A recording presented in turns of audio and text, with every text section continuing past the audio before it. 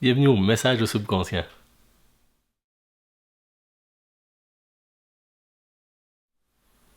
Ces temps-ci, dans le domaine de la spiritualité sur Internet, on entend beaucoup parler d'ego spirituel.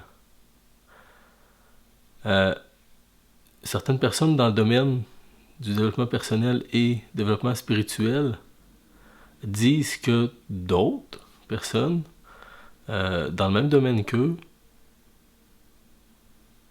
ont un fort ego dans leur pratique, dans la façon de pratiquer ou la façon d'enseigner la spiritualité ou le développement personnel. Il y a quelque chose de bien étrange et d'assez incompréhensible dans tout ça. Certains se disent plus éveillés, et moi j'ai raison. Et certaines autres personnes disent t'as pas raison de dire que toi t'as raison parce que ton ego est trop... Tu laisses ton ego t'envahir. Ça revient au même. Les deux types de personnes se laissent emporter par leur ego.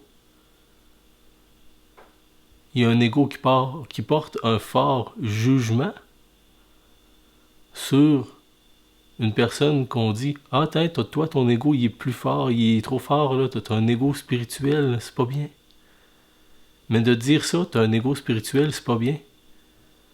C'est de porter un jugement.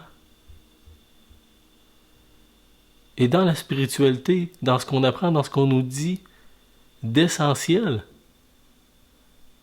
c'est de cesser de porter des jugements à tout vent, surtout de se croire supérieur.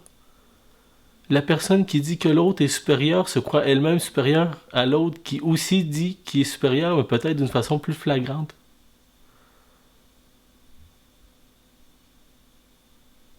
Il n'y a personne qui a raison là-dedans. Puis il n'y a personne qui a tort non plus. Revenez aux sources. Et je ne dis pas ça non plus en portant un jugement sur ceux qui le font. C'est pas bien ni mauvais. Il y a une raison pourquoi est-ce que ces gens, d'un côté ou de l'autre, de cette médaille d'ego spirituel, de base sur l'ego spirituel en ce moment, il y a une raison pourquoi est-ce qu'ils agissent de cette façon. Ils doivent apprendre à se libérer de l'ego, se libérer du jugement.